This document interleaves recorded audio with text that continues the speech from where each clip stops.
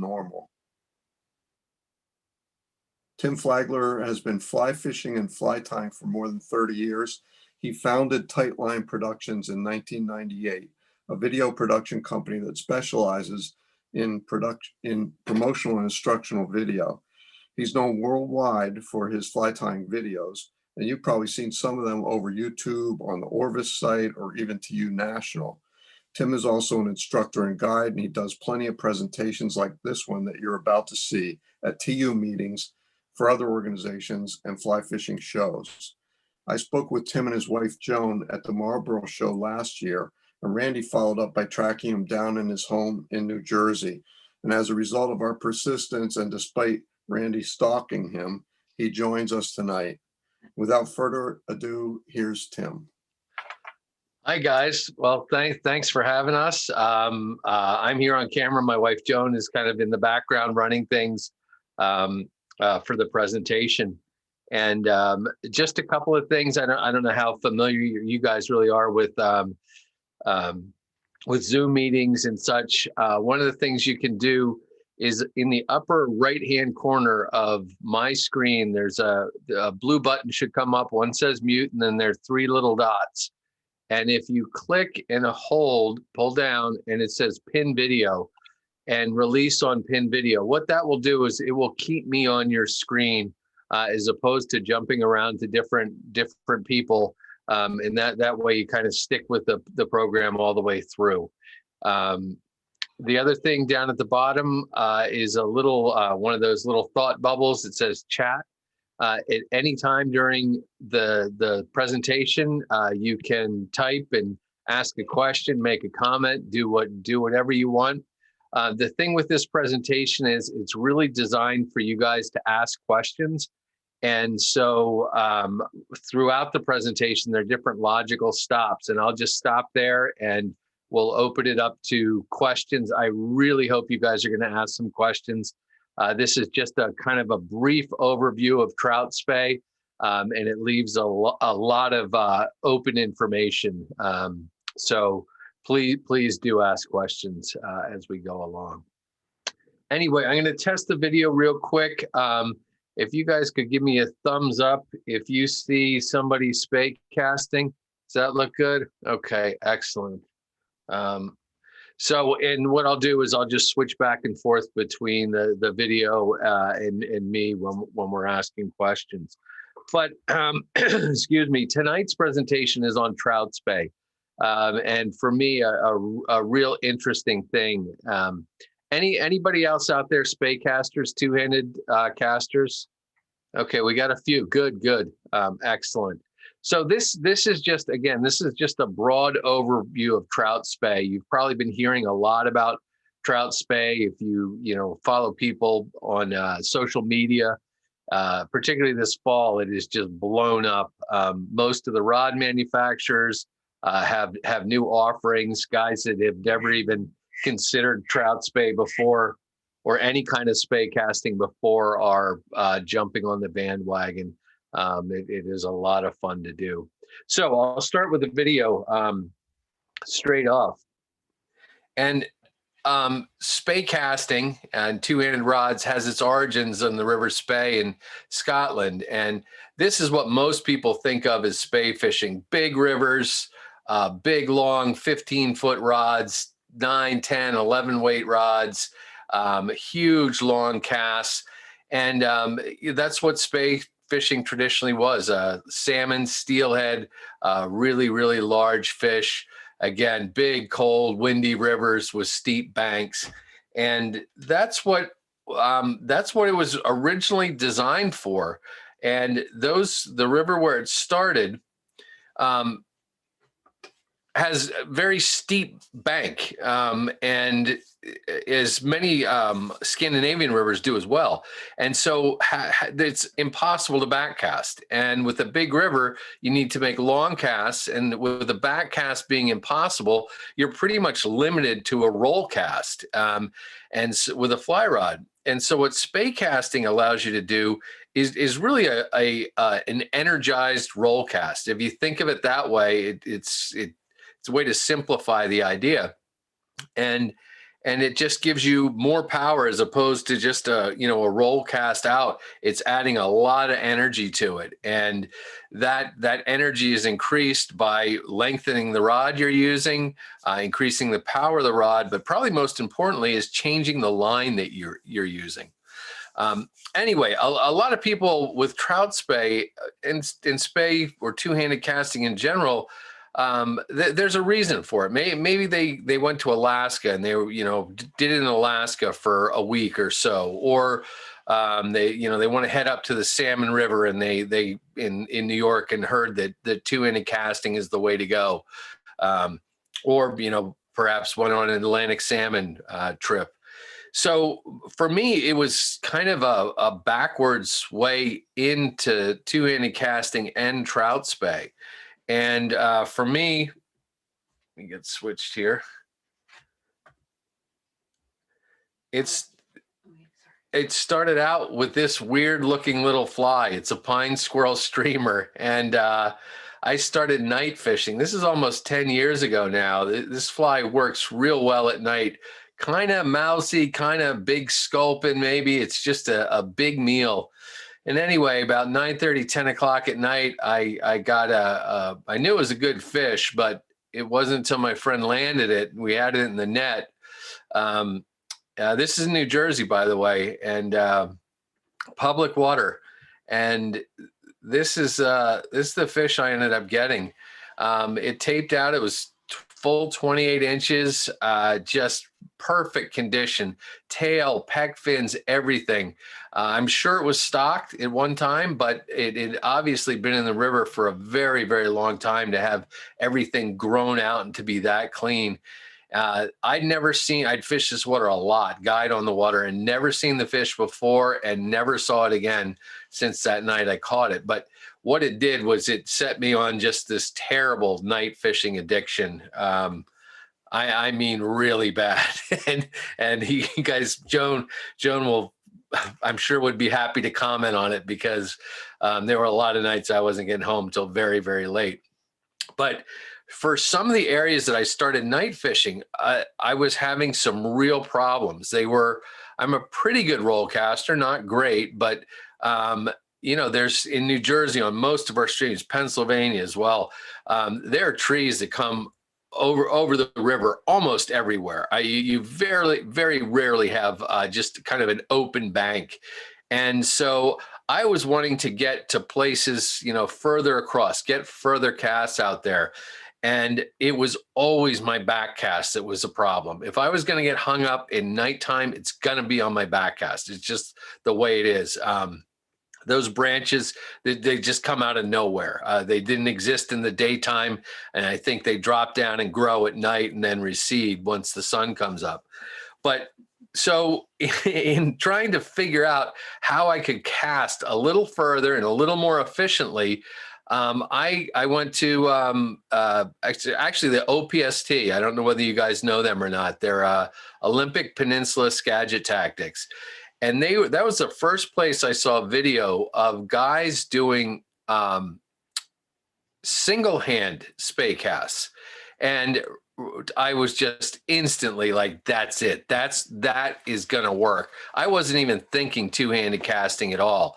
And what it is, and I'll show you a video of it in a little bit, is they have a line system that allows you to, with your normal 9'5" weight rod or 4 weight or 6 weight, whatever it is, it's a line just like a shooting head with effectively monofilament running line behind it. And it allows you to do spey casts just with one hand. And so it's putting all that energy that you want to put into a roll cast into a roll cast. And the way I look at it, think of it as casting a weighted lure that's 14 feet long, because that's effectively what it is. It's this section of fairly heavily weighted fly line on the end of monofilament. And so once you get that sucker out of the rod tip and going, it's going. It's like casting a spinning rod. And just really, really cool. But I'm warning you, if you haven't done this before, it's a very slippery slope. If you end up getting one of those lines for the rod you already have, count on buying at least 4 more rods after that, all two-handed ones. Kind of an addiction. So going back to the video, yeah, that one fish, it really changed things for me, and swam away strong. I since then, in 8 years, I've never caught a fish that big, at night. Some getting close. Anyway, this is that system I was telling you about. It's you just end up putting the line on a spare spool of a reel that you already have. It's called a Skagit head. It's fairly short. Skagit heads are not complete without a tip. Think of it as an incomplete fly line. It needs a tip, and it also needs line behind it, running line or shooting line, which they call laser line. And but if you have a spare spool for your regular reel, just put it on the spare spool, and you're pretty much ready to go. For right about $100 is where it is right now for those guys. You can see how thick that line is, and then the green thin running line behind it. So this is kind of a classic situation. This is not all that far from where I caught that big brown, and a absolute terrible place to cast. Not only is that grass real high in the back, but there are also trees behind me there. And as you can see, that's a fairly easy overhead cast to that far bank where the mud is, where a lot of big browns like to cruise up through there at night. But a roll cast is a pretty tough make. You really got to work for it to get over there. But with one of these OPST heads, it's really very simple. A little snap tee, bring it around, and I'm actually checking my cast so it doesn't land on the bank over there. And as you can see, no back cast. And so I started, again, got real into the OPST website and started realizing beyond the casting, there's other stuff with Trout Spey that was super cool. Like, you could take that original pine squirrel streamer that I showed and kind of convert it into a modern intruder fly, which, for me as a tyer was just so cool to have other stuff to do. And the fact of the matter is, the intruder style fly has a very short shanked hook. You can see it in the back there, which is twice as effective at keeping a fish on as one of those long shanked hooks, like on my original pine squirrel streamer. So just a much more efficient fly, lighter once it gets wet, and a lot more little stuff going on, and again, really fun to tie. And so, it's not just the casting with Trout Spey and the gear, it's the flies that go along with it, and we'll talk a little bit more about that. But Jump in with a question. Oh, yep, let me get stopped. Yeah, go ahead. Andrew asked, besides tough casting conditions, what water type is best for this kind of presentation and casting? Slow runs? ? Good question, and we'll get to that in a bit. I got some video of what water I like to fish Trout Spey. You do need fairly large water. That's the thing, and this is not a small brook trout stream deal at all. It's a decent sized river, or an open area on kind of a smaller river, if you will. And it can be fairly fast water, but slow water for night fishing anyway is kind of the way to go. Just not creeping, but a slow down stuff. But we'll talk more about that in a little bit. So just a few basic Spey casts. I really don't, I didn't intend to get into Spey casting with this. It's more about the equipment and just Trout Spey, but very simple. A lot of it involves using your bottom hand. This is a two-handed rod as opposed to a single-handed rod. And again, you'll see in this cast, it's really very much just like an energized roll cast. One little touch, put some stick, ends up bending the rod, and again, I'm checking my cast here to keep it off the far bank. and just very, very easy. And a few more in slow motion. This I shot last. You're gonna probably see the ice on the banks. I shot it just before the pandemic started last year, and was catching fish. The idea that you can't catch fish on streamers in February or March, as long as the ice is out, is the fish will take. And now a lot of the casts depend on where you are in the river, what side of the river you're fishing, which way's the wind blowing. And we can talk about that. It's easier to talk about than show. It's called a little double spey. Very, very simple. Just go slow and don't try to muscle it. It's the worst thing you can do when you're two-handed or even single-hand spey casting, is just take your time, go slow, and don't try to manhandle the cast. You can see how, I'm flopping the rod over, just pulling it through and barely using any energy. And the cast is as far as I want it to go, usually too far. Retrieves, it's kind of whatever you want. And then again, most of what you're doing is using your bottom hand, pulling your bottom hand, pushing it out, and then pulling it back in, and trying to keep your top hand and arm fairly stationary, using it more as a fulcrum than anything else. All right, before we get started, I'm going to pause. You have another question? Yeah, I'm going to pause right here. I hope you guys have just a few questions on that introductory stuff. Could you read them to me, John? Dan, is trout spey for streamers only? Can you use nymphs and dries? Good question. It works especially well with streamers. It does work well with nymphs. I am not sold on it as a dry fly tool. It's just, to me, it's too big. It's too splashy. Maybe it's just not the way I like to dry fly fish.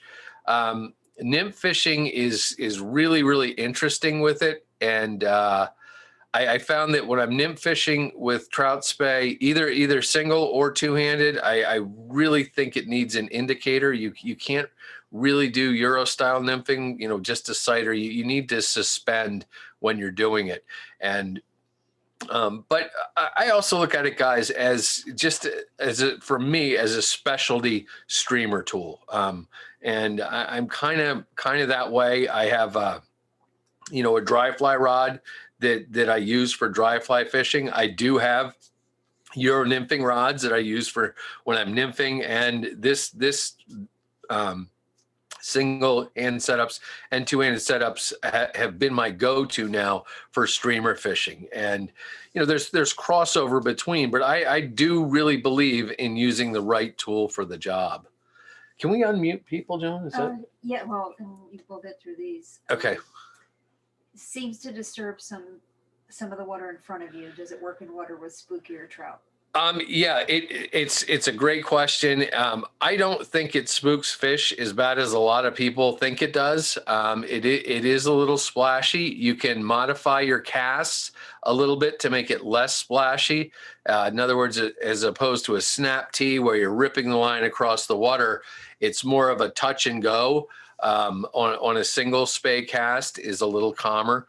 The other thing that you can do, and we'll talk about it, is rather than a Skagit setup, we're about to get into that whole Skagit versus Scandi section. A Scandi line it's a finer line, if you will. It's generally a little bit longer, a little bit lighter, and lands more delicately on the water than a big Skagit. In a nutshell, Skagit heads are really designed for larger flies or heavier tips. Okay, so Skagit, big stuff. Scandi, much more subtle. You're using poly leaders, tapered leaders, things like that, Versa leaders, some are called, and generally smaller flies, and you're not usually dredging the bottom with a Scandi setup. That's much better suited to Skagit. Yeah, and then Eric said wet flies as well. Maybe, and Andrew said maybe a team of wets. Yes, and well, it's one of my the end result of me doing all this was that a hopeless addiction to wet flies, which I hadn't fished in years, and yes, 2, 3, even 4, if regulations allow, wet flies, you know, a brace of wet flies like you read about, like people used to use on a you know, like a 3-way trout spey with a Scandi line on it is just about the coolest thing in the world. It really is. And that is not anything I saw coming when I started this, but it's kind of gotten to be my end game, swinging those old wet flies, like just the classics, partridge and orange, little light Cahill wets. I have an Isonychia one that was just working so well for me. This year. We'll talk about a little bit more. You don't want to get me going on that one. That's nuts. Yeah, anybody can unmute. Yeah, anybody, if you want to ask a question, please unmute. Feel free at any time. Is everybody muted or? Oh, I think we're good. We're good? All righty, back to the video. So first setup, let's see if I can get this stopped. There we go. And you can let them know I'll send this along too. Okay, and Joan's saying that she will send this information along to you guys. And what I'm going to do is I'm going to go through 3 separate setups here, kind of a progression. It's how I progress through different setups. And as I said earlier, my first one was my regular everyday fishing rod is a Scott Radian 9-foot 5-weight. You know, whether you're Sage or whatever, I think 9-foot 5-weight is about the most standard. So based on OPST's recommendations, I got 30-pound laser line to go on it. And that attaches directly to your backing. Okay. And so if you're doing it on a reel that already has line on it, you peel all the line off all the way down to the backing, attach the laser line to the backing. Off that backing is their commando head, they call it. 200 grains for the 5-weight. Grain weight gets to be very important in these when you're spey casting. And it's only 13.5 feet long. So really very, very short. These lines, like the OPST, this is a Skagit head, the commando head is, and it's not a complete line. They require a tip in order to really function correctly. And they have a whole variety of different tips that you can get. On this setup, I'm generally using a floating tip. It's only 20 grains and it's 5 feet long. With this setup, the reason I don't like it too long is a lot of times the fish are fairly close into me when I'm using it. And in order to cast one of these things, you have to have a certain amount of line out. I'll show you in just a minute what we're talking about. But this is that easy way into trout spey. You're using the rod that you always use, and then again about $100 for all that line setup. And you can see here the cast. It's again, much of it is a glorified roll cast, and so a clearing cast downstream, I'm going to do a little snap tee, bring my anchor up, and then just let it fly. Now on this next shot, what I want you to watch is, if you look right there, you can see that the fat part of the line is out of my rod tip, and there's a little bit of that shooting line. This is very critical, that you have the entire shooting head out of the tip of the rod, and anywhere from about 6 inches to a foot of the shooting line out of the rod tip. That's how you start the cast. And most casts are from there, little lift, snap tee, and what the snap tee does is it relocates your anchor. If you look at that little splash next to that horrible loop in the line, which shouldn't be there, but is. If you look at that little splash, that is about a rod length away from me and 45 degrees out from me. And that's kind of the ideal spot for an anchor. And I want you to watch what happens as I pull my line around. This is loading the rod throughout. And that anchor, it changes direction, and I cast from that anchor. You know, your anchor is very, very important. You'll see here in some of these video clips that I'm off on my anchor point. It's something that Spey casters are continually working on. The anchor point, its position is very, very important. It's a little bit different with these single hand Spey casts, but still very, very important. And the other thing, let me get stopped here. I think you'll be able to see it. That's kind of unique about the single hand Spey cast is you can add a haul to it. In fact, you can add a double haul to it. And if you watch my left hand right here, I'm going to give a little pull right there and then let go. That's my haul. And I have trouble not hauling, actually. But it's something that you can't do with a two-handed Spey cast. And it just adds just a good bit of energy to those single hand Spey. So that was single hand Spey casting. I'm going to have to try to go back here. Really want to just show you guys that.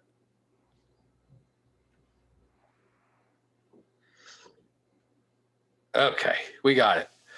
Anyway, next step up for me is an Orvis. This is an Orvis Clearwater 11-foot 4-inch 3-weight.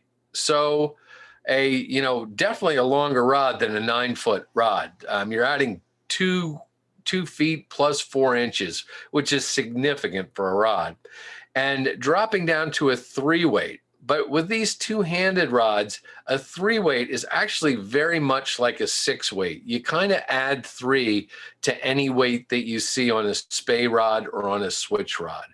A switch rod, by the way, it's really any rod that's under 12 feet is considered a switch rod. And I really don't like the term. We'll talk about that in a bit. But anyway, so this is considered a switch rod. Has a shooting line very similar to that laser line. It's kind of like mono. This one, however, has a Scandi light head on it. And you can see it's lighter. It's 180 grains, and it's a little bit longer. It's 20 feet long. And this, although you don't truly need a head for it, the line's fairly complete the way it is. You could put on just a tapered leader or maybe a furled leader. They work very nicely. But Orvis and Rio have these poly leaders or Versa leaders. I have a couple. Actually, I'll show them to you right here. They're a little more. It's not actually a tip. It's just a little more than a regular tapered leader, and they work really, really well. Just to help get that transition from your fly line to your fly, to get that to roll over correctly. It does just a little better than regular mono would. So that's the setup, but we moved to two hands. We're away from the single hand stuff. And real nice setup. This is what I'm using now for those wet flies. And again, nice anchor, little downstream, just absolutely effortless as far as casting goes. This is the Orvis setup is a really nice package and very affordable, actually. I like it a lot.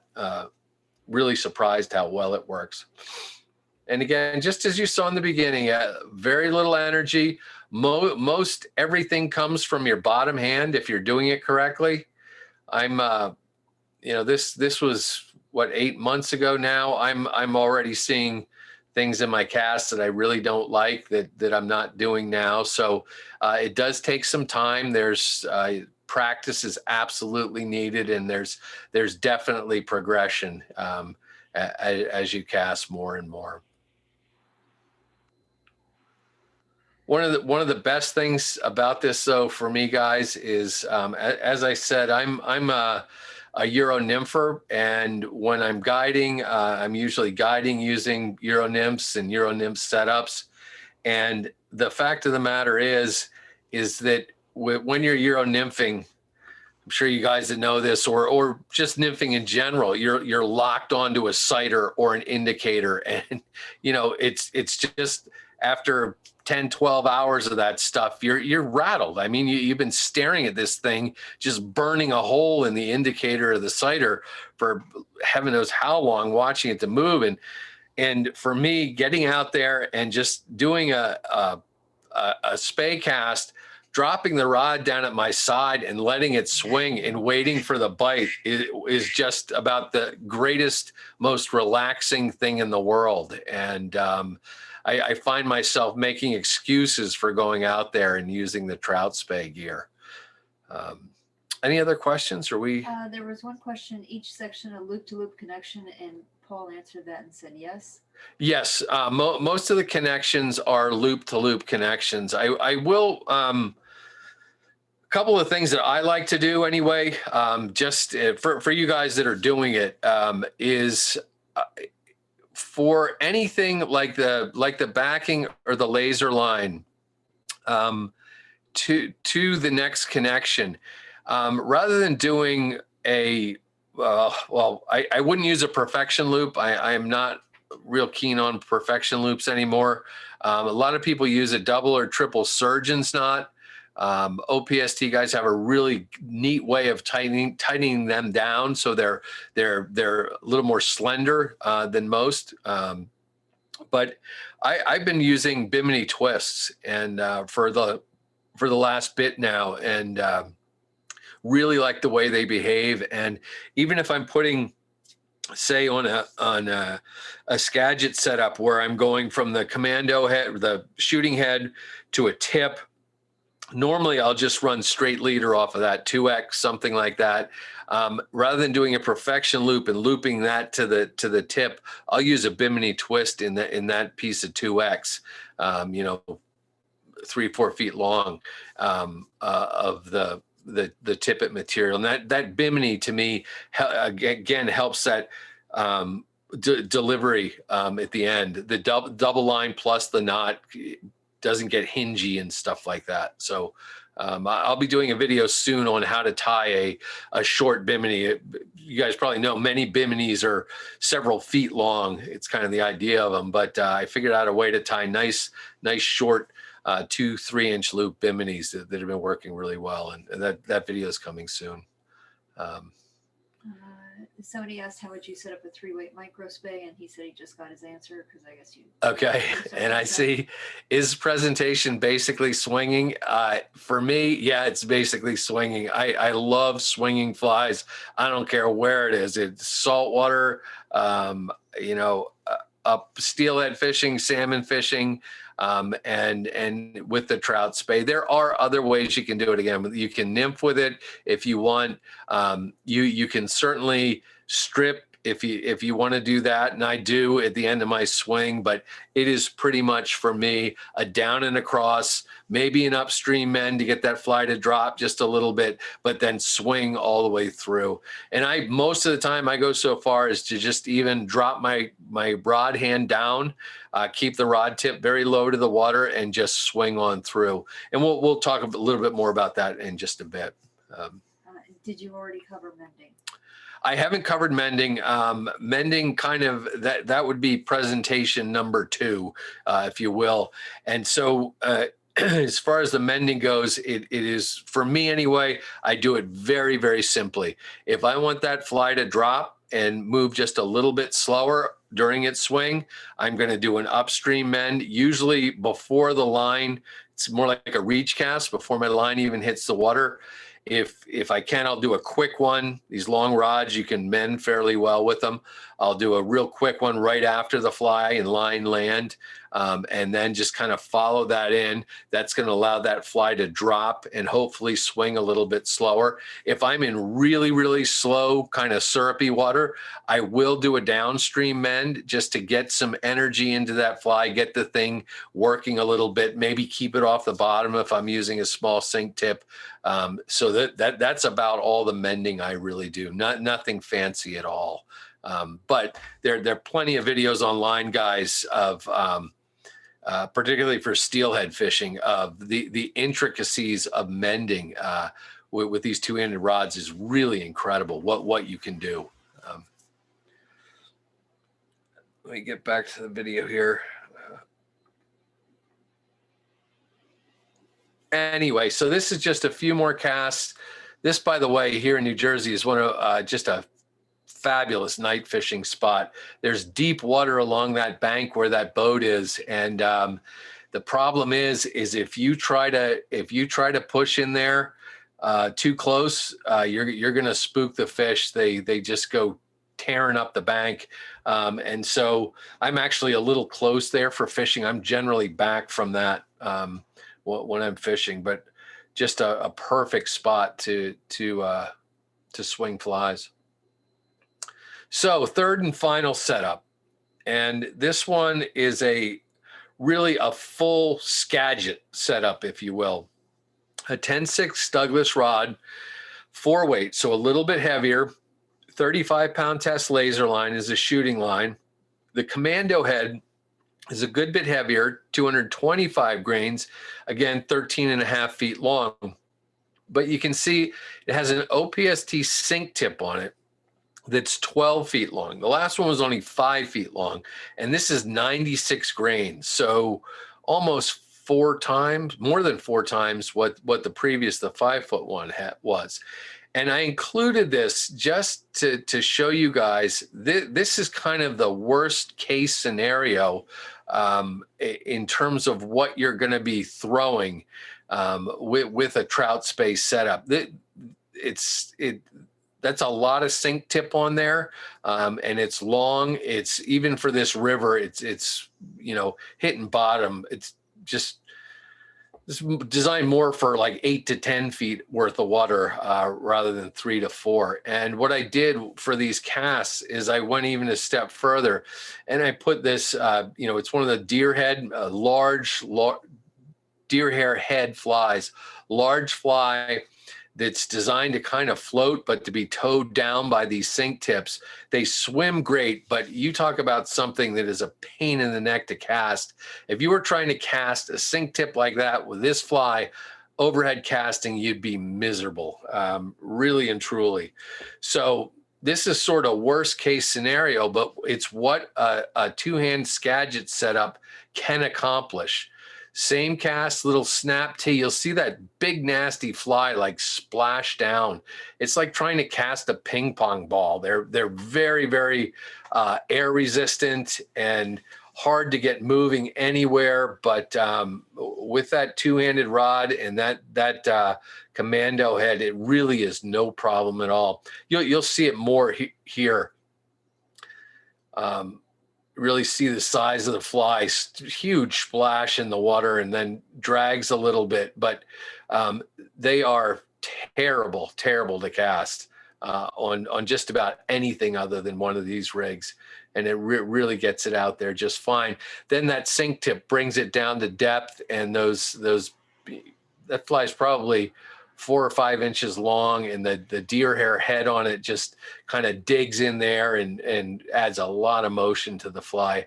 A lot of the Western guys are fishing flies like this now when they're swinging.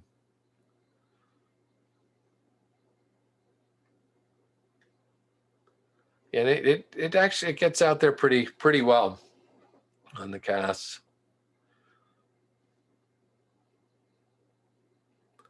Snap tees and double Speys, they're more waterborne casts where you're pulling the line across the water. They work very well for these Skagit heads. Just add a little bit more energy, a little more bend to the rod, than a single spey would. All right, I'm going to stop right there. we were talking about where you actually do this. Change your camera. Sorry, where you actually do this. What water is good for trout spey fishing? And you'd seen me in those other casting scenes with that boat, and this next shot's with the boat, but it's taken from a drone so you can see the water a little bit better. And this is what you're going to be looking for. I'd recommend, particularly if you're doing night fishing or you're just starting out, go scout the water. Find water that's good for trout spey before you just go down and kind of walk around looking for it. It's worth scouting some water to figure out where you want to do this, or you even want to practice. Practice is tough. You need to be practicing on the water. There are ways to sort of practice on dry land, but water is really necessary to do these spey type casts. So yeah, this is a perfect place. It's on the right side of your screen. It's fairly shallow shoal water with a deep channel running along that far bank. And this place is so cool. There's kind of real froggy water down below it, where I think the big browns hang out during the day.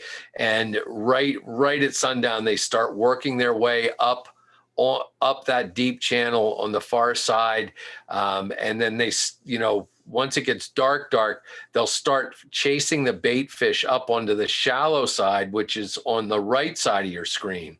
And so what we're doing is casting over into the deep water and allowing the swing to come into the shallows.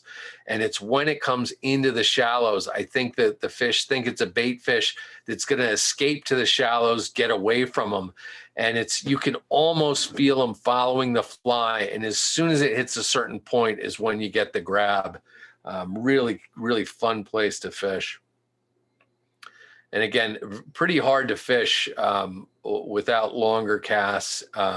This is a classic, another one, a little cut bank on the far side.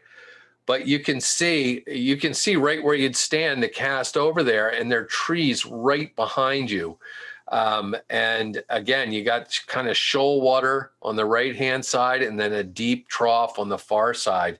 And I don't know whether you can see it, but once I go by here, there's this tree right here.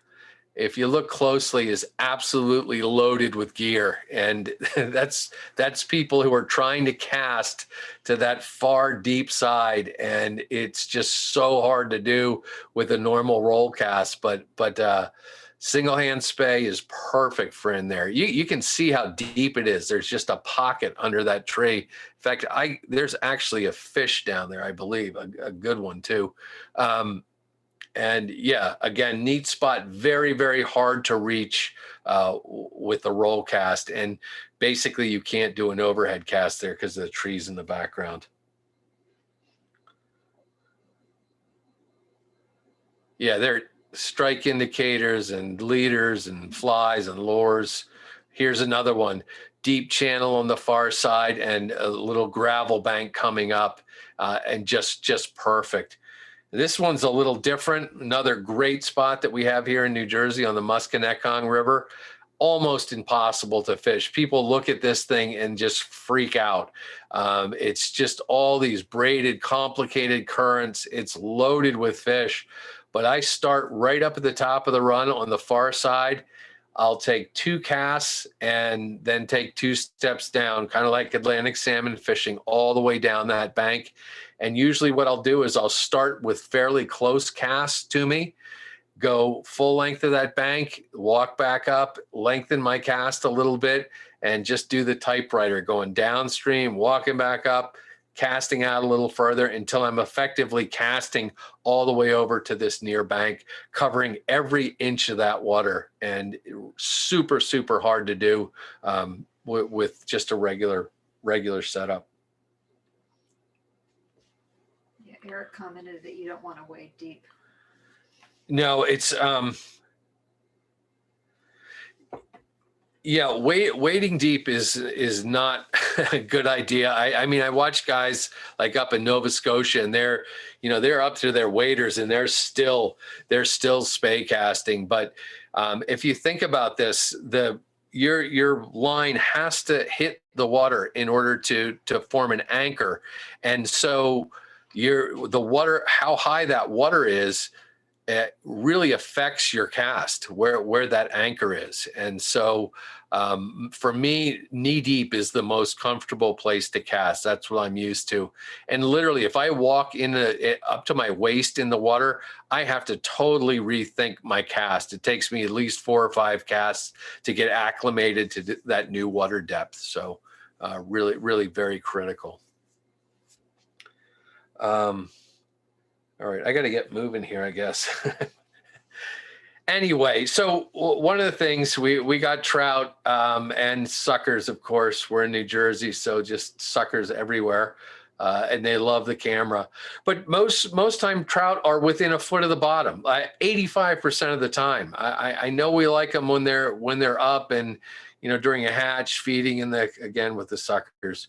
And feeding higher in the water column or ideally on the surface. But this is 85, 90% of the time. They are locked to the bottom like that. It doesn't even matter. Winter, summer, spring, fall, that's where they're comfortable. There's a little current cushion down there. They're away from predators. And the fact of the matter is, guys, that's where the food is. If a stonefly gets washed from from the rock that it's clinging to, or caddis larva or a mayfly nymph, it's not going to automatically go up in the water column. It's going to wash along the bottom. So that's where the food is most of the time. And so that's where they're going to eat. And that's the reason for needing to get down there if we're swinging flies for much of the time. Again, that will change during a hatch. You have nymphs that are test swimming on their way up, and the trout will move up in the water column and start taking them more readily higher up. But yeah, again, most of it happens down here. Anyway, that kind of leads me to one of the things that we're trying to imitate when we're swinging with a trout space setup are little bait fish, dace and darters, sculpins, even baby trout. They're in virtually every river, every stream, and most of the time they spend over by the bank during daylight hours, trying to stay out of the way of predators, and including trout, but birds, everything else. It's a little long-nosed dace. They get fairly large, short-nosed dace, generally a darker line on the side of the short-nosed dace. This is a tessellated darter, one of my favorite little bait fish. A lot of people think they're sculpins because of those wide pec fins, but it's a darter. And notice the markings on it, the fine dark markings, and even that kind of little emerald patch on its cheek. Neat bait fish. And again, to imitate them and swing darter patterns, really, really effective way. This is one of my favorites. It's called a squirrel and hurl bugger. And just pine squirrel, little hackle wrapped over peacock hurl, a whole bunch of goodness in one little package. And those fine dark markings on the fur, to me, really look like the fine dark markings on a darter, and moves very nicely in the water. I will, if I'm fishing this normally, I think you'll see it in just a second. I have a little split shot up there to hold it down. I'm kind of into weightless flies a lot because I feel they move more naturally in the water. We were talking about swinging abrasive flies. The other thing that this trout space stuff has brought me around to is going back to some of the older streamer patterns. You New England guys will be real into it. There are a ton of patterns, like a Mickey fin, a black-nosed dace that I'd really forgotten about until I started the trout spey, and now I'm swinging them again along with wet flies, and it's just like I said, just super easy. This is that Orvis Clearwater setup, little upstream men, just letting those weightless streamers drop down. I have a little sink tip on there to get them down. That way I'm not weighting the fly or putting split shot on. That sink tip or the poly leader takes the fly down to where those fish are. So 2 casts, take a step or 2, and then just another cast, about as relaxing as it gets, just working your way through a whole stretch downstream. Super, super simple. Maybe a little strip when it hangs down at the end, just to add a little movement. Just mix your strip up. That's fast, slow, anything you can think of, and try to remember what you did when you got a bite. Rod tip low also really, really helps out. I can't tell you guys how relaxing it has become for me when I'm fishing. Really, really enjoy that part of it. So it's not all about swinging bait fish. And I know a lot of people think that, but this is where we get back to that whole wet fly thing. These are Isonychia nymphs. And when they're about to hatch, even when they're not about to hatch, they swim a lot. They swim like minnows. And so you'll see one swim right here. This is what makes it such a good a good bug to imitate with a wet fly like this one. And I have a tying video of this. I called it a nymph because I didn't really know what to call it, but it kind of is a nymph, kind of is a wet fly. But this year I have just had such good luck swinging this thing, and usually in conjunction with a couple of smaller flies. And again, fish will get off the bottom, particularly during hatches or when there's, a lot of food higher up, and they'll feed higher up. So, less of a sink tip, maybe just 3 inches per second, and or a slightly weighted fly swung through there, just put it right in their face. You can see these guys are actually eating Hendrickson nymphs. It's during a Hendrickson hatch, and those nymphs are swimming to the surface before they emerge. Want to take a quick question? Yeah, I'll stop right. Let me get to this point. Okay. How about that? We had a question. Andrew asked, how does fighting fish work with a long rod / hook set? Also stripping, put them in the reel, all that. Oh, okay, good. These are the questions that I like you guys to ask. So with a longer rod, and like I said, a 3-weight is basically a 6-weight. You can whoop a fish with these things. I mean, it is sporting. A good fish is pretty sporty on a 3-weight, but you can get them in quick. It's a lot of rod, and yeah, fairly easy to get them in. Tips are generally a little soft so that you get a good bend, but yeah, they're meant for fighting fish. What was the other question? I'm sorry. Is it necessary to spay fish downstream? Or Actually, I didn't finish answering that question. Okay.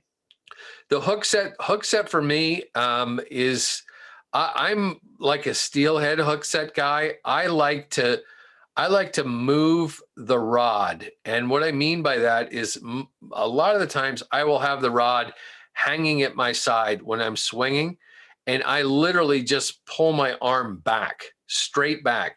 To me, if the rod tip is low, that is the quickest way to move line between me and the fly, to quickly get it in the fish's jaw. Okay.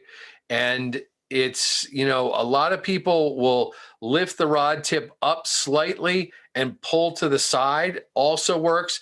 But to me anyway, you're bending a bit of the rod when you're doing that. And, that's more time before you put a firm hook set in the jaw of the fish. And so it is really not your traditional trout lift, though.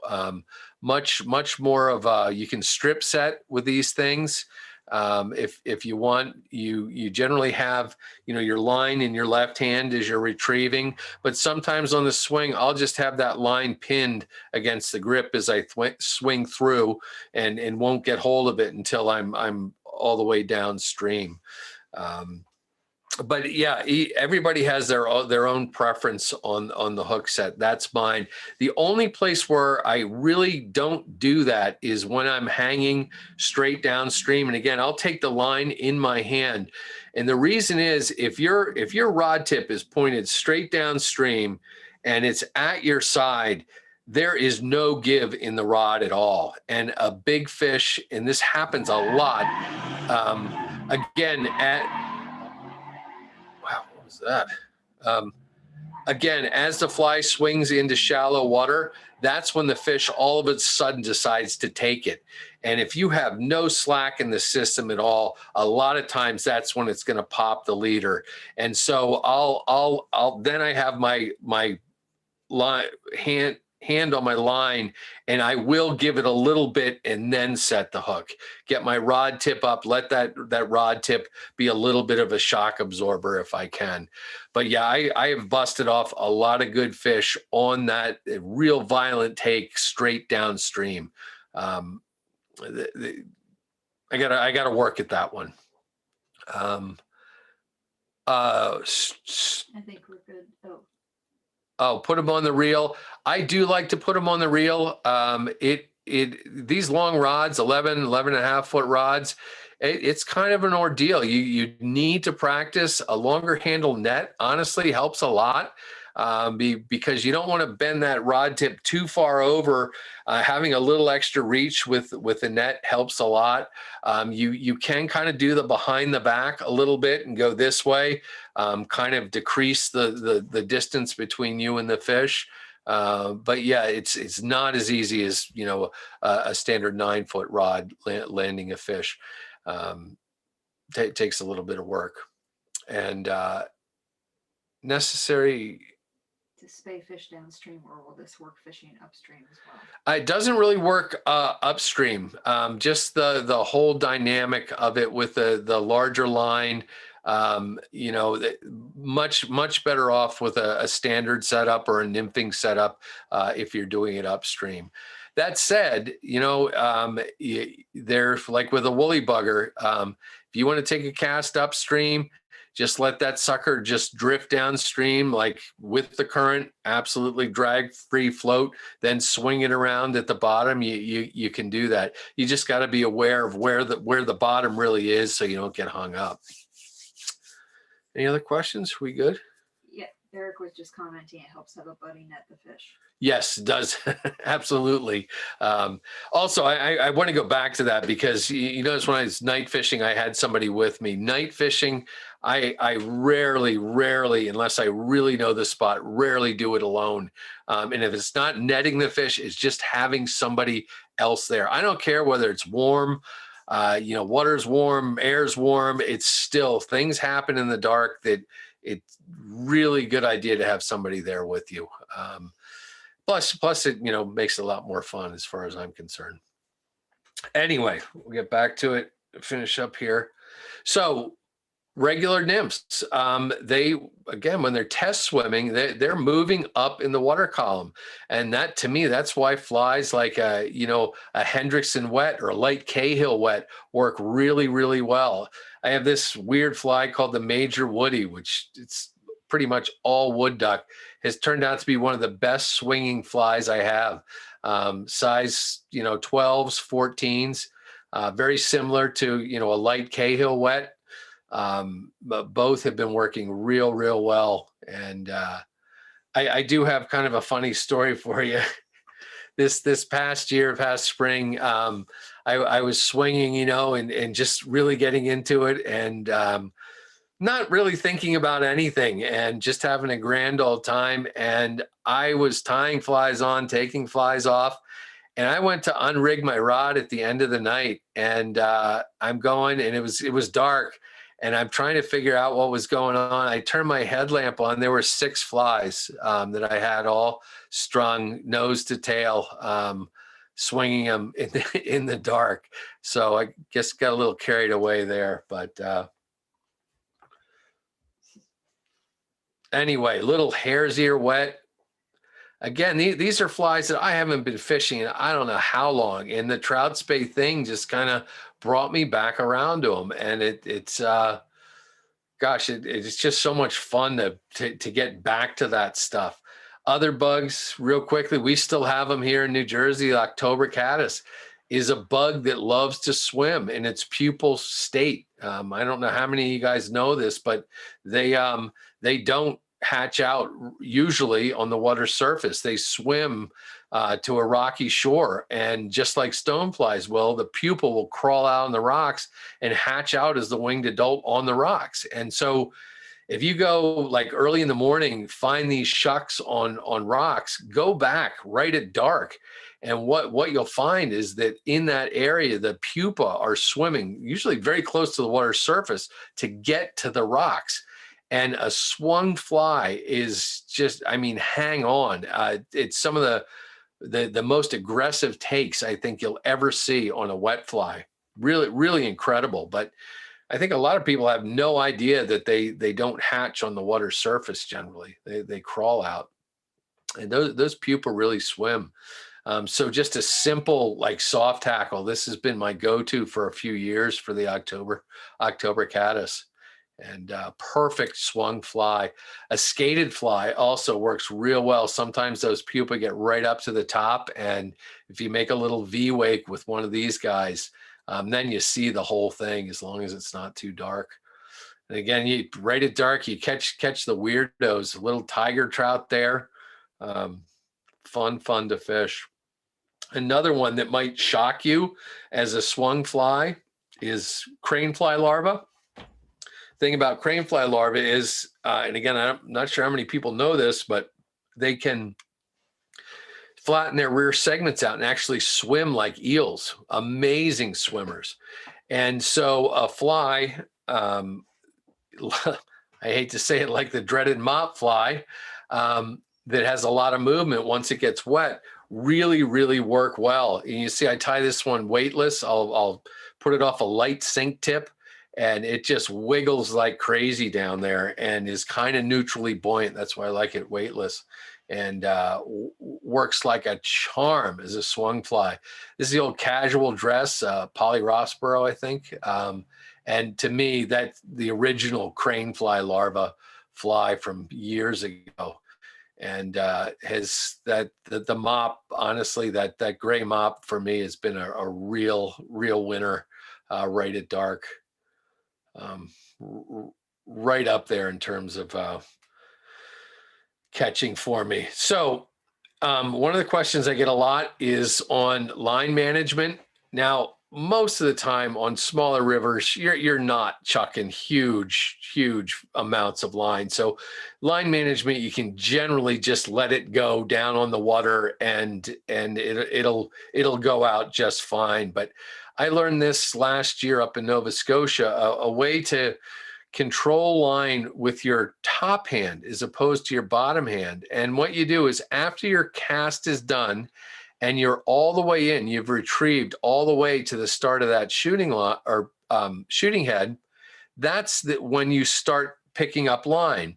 And you pick up the loop of line, pick up a couple of times, and then coil it in your front hand, which makes a lot of sense because those loops are closer to that stripping guide as opposed to coming from your backhand the way most people will do the line control.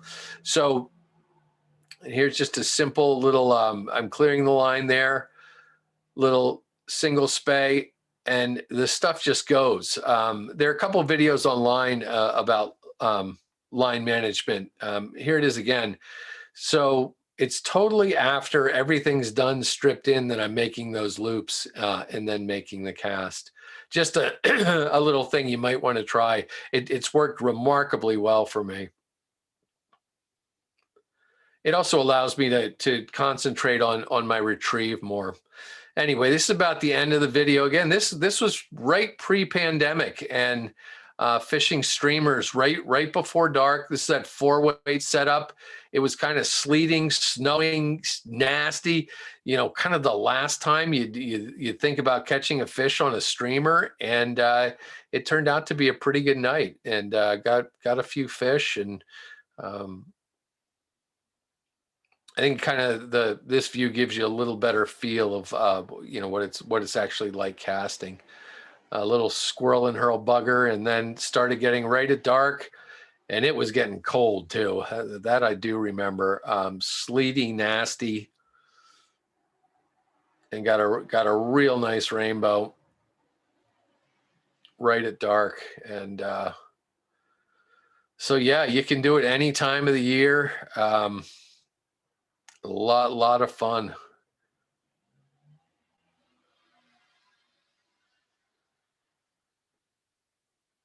Love watching them swim away.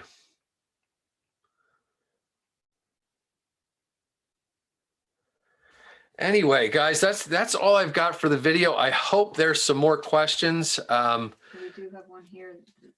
Andrew said that swimming crane fly nymph looks like a woolly bugger would work too. Yeah, a woolly bugger. I'm telling you guys, I have this sneaking suspicion just from the stream sampling I do, from kind of what I learned to look at in the stream anymore, is that the crane fly larva, probably the most underrated of all the things that trout like to eat. I think they eat them constantly, and I do stream sampling here, and I sample them every single month of the year, all different shapes and sizes and colors, and it's to me a very important trout food source. You know, whether they're taking them as those just kind of, you know, larva looking protein gummy bears, or whether they're taking them more like when they're swimming like eels. And once you get yourself kind of attuned, once you see your first swimming crane fly larva in the stream, you'll start noticing them all the time, particularly by woody banks. You just, they kind of catch your eye. And again, I think it's such, it explains a lot about things like leech flies and woolly buggers and stuff like that. I think the trout might be mistaking it for crane fly larva. And it's one of those things you rarely read about. Everybody's so fixated on caddis hatches and mayfly hatches, and you know, and beating the living heck out of a mott fly, you know, that it's not a fly, it's not this, it's not that. Fact of the matter is, it is probably the best imitation you can have of a crane fly larva. And I believe there's something to that. Can we unmute? Oh, they can unmute themselves, yeah. Yeah, hey, Tim, Yeah. on the same subject of crane fly nymphs, what would be your favorite then? I don't know if that's for spey or for nymphing, or however you want to go under the surface. What are some of your favorite patterns for crane fly nymphs? Crane fly, on it, that larva is that mop fly. Yeah, that gray mop fly. And I'll tell you, maybe you guys can find it, but that particular mop fiber was gray with little darker gray flecks in it. And I got it as a car wash mitt at Walmart years ago. And I've told this story before, but my local fly shop where I guide out of, they had a mop swap one Sunday. And the idea was that everybody brings, you know, because you have a gajillion mop fibers on each one of these things. And so everybody's going to trade colors, and I couldn't go. And so I sent down a bag of that stuff, and I never should have done it, because all I got back were pinks and blues and just these heinous colors. And I'm hoarding those gray. I've never seen anyone that is modeled like that. And I think the modeling really helps. It's just like those fine markings on woolly buggers, or on pine squirrel, or on wood duck, that to me, those markings indicate life. And I'm almost positive trout recognize that as something living, something that has fine markings. So if you find a mop fiber with fine markings, buy everything they've got. And yeah, that is in terms of something that I'd swing as crane fly larva, that is that mop fiber with some dubbing to match on the front, and tie it weightless, put it under a sink tip and let that sucker swim. The reason mop fibers work so well is mops are designed to soak up water. And so when you put them underwater, they like become one with the water and they wiggle like no other material. And the cool thing is that little rounded tail stays together, unlike, you know, like marabou underwater, which will kind of flare out and looks like seaweed almost. This looks like a cohesive larva. And again, I'm convinced that that's why the mop fly is so effective. Anybody else got to have more questions? Uh-oh. Where'd it go? I think, There we are you guys still there? Yeah, yeah. Good. Yeah, we lost you for just a second. Leaders and tippet? Leaders and tippet, good question. Again, with the Skagit setups, you're going from a shooting head down to a tip, which is basically required. They can be a floating tip, it can be an intermediate, a sink tip, but the line really isn't complete without a dedicated tip on it. And from that tip on this Skagit setup, I usually go straight leader material. 2X generally, you know, when I'm doing trout space stuff is just fine. I don't really like going any lighter than that. And, you know, on this swing, most of the time fish don't care. 2X is just fine. And like I said, I'll do a short bimini twist to make a loop and then do a loop to loop connection on that on like a light sink tip generally. And then 3 or 4 feet of that tippet material to the fly. On the Scandi setups, you do need to have something like a tapered leader, or better yet, a poly or a Versa leader that, you know, Orbis, Rio, Cy Anglers, they all make these leaders now. They all just have different names. And on that one, on the poly leaders, they only leave you about this much of bare mono on the end of them. I would highly recommend that you blood knot on like a piece of sacrificial, something about the same line weight as that. Otherwise, you know, if you blood knot on a leader a couple of times, you're going to be cutting into that tip really, really bad. And so you've wasted that nice poly leader. The other option, and it's kind of a good one, is take a micro swivel or even a tippet ring and put it on the end of that sink tip. Poly leader. And generally off the poly leaders, I will run another tapered leader off of that. You can do straight tippet off of it, but a leader also works well off of that. I know that sounds a little bit weird, but just to get everything kind of nice and smooth and lighter as you're casting with that Scandi setup, the tapered leader helps as well. And Greg asked, do you use the mop fly Euro nymphing?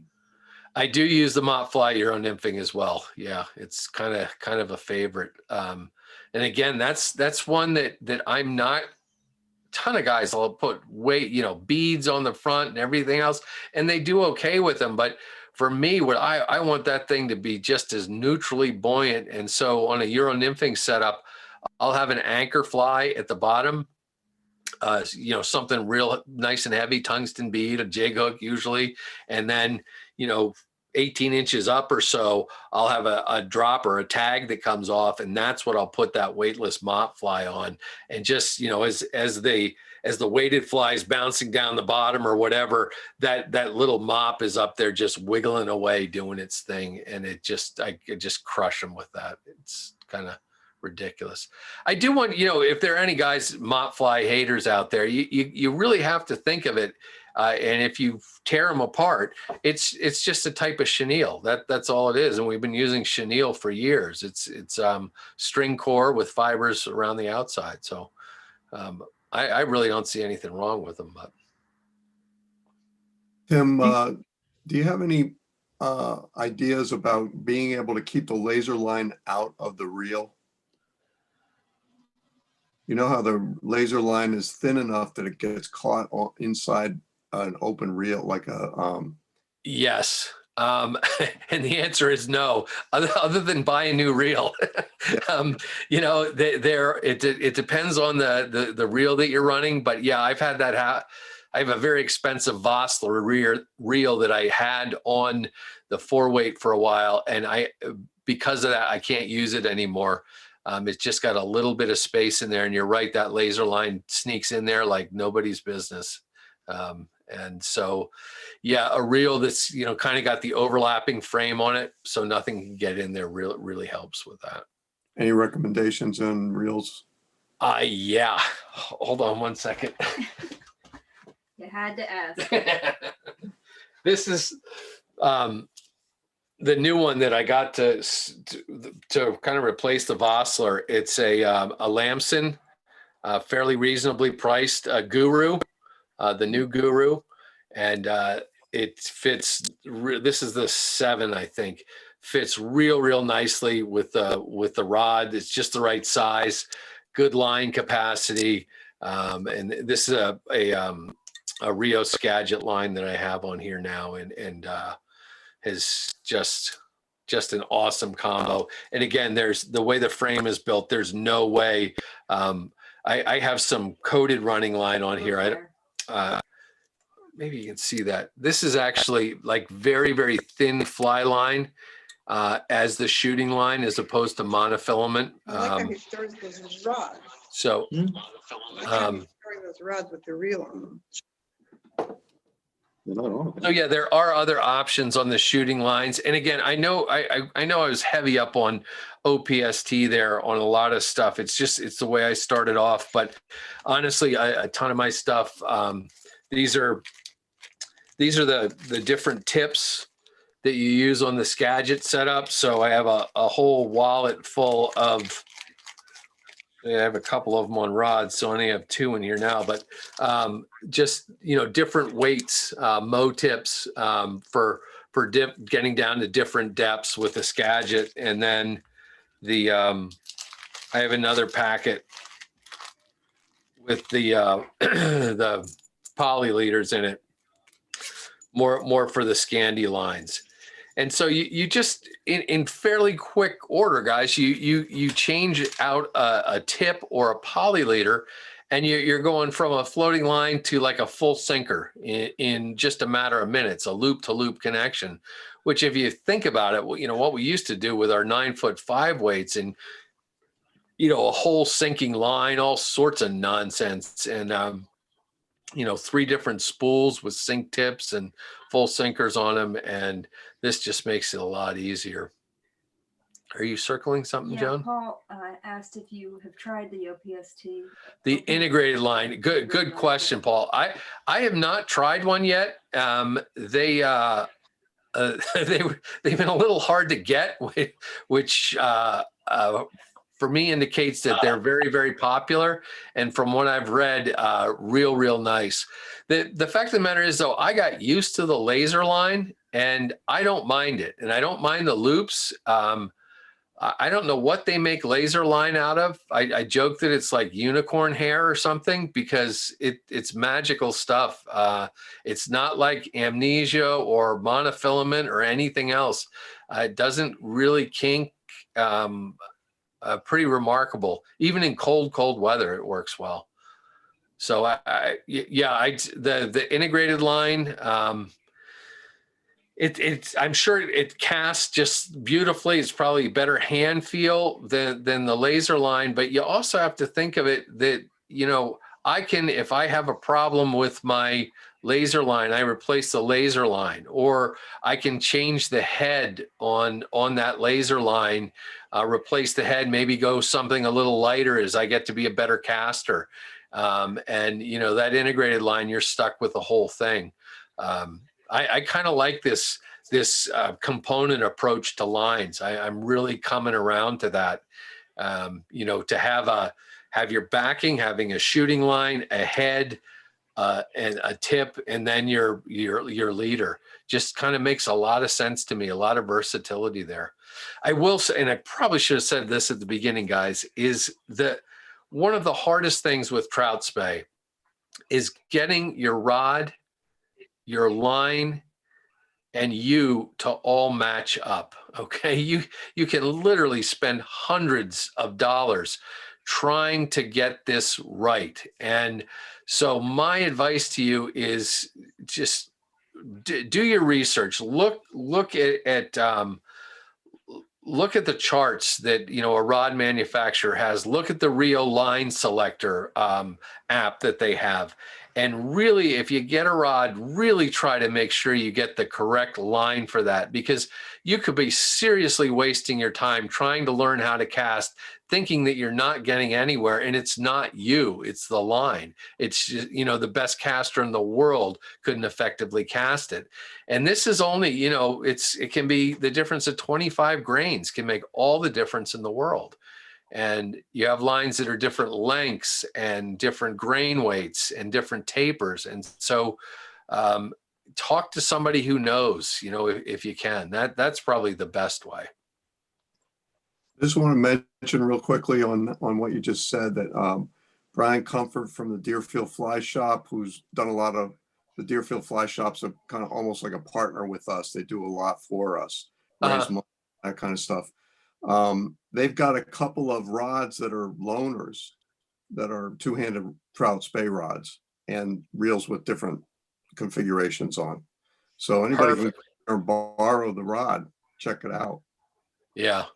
It's the, you know, it's terrible with the pandemic. I mean, the things that I learned the most from, you know, Spey meetings. They used to have Spey Nation had one up at Salmon River a few years running, and you know, all that's kind of been shut down. But that's the best way to learn this stuff is go hang out, watch people cast, watch their seminars on the water, check out the different equipment. Most rod manufacturers are happy to hand even a rank beginner a rod, and, you know, go out there, give it a whack, see what you think. And yeah, I really hope we get those events back soon.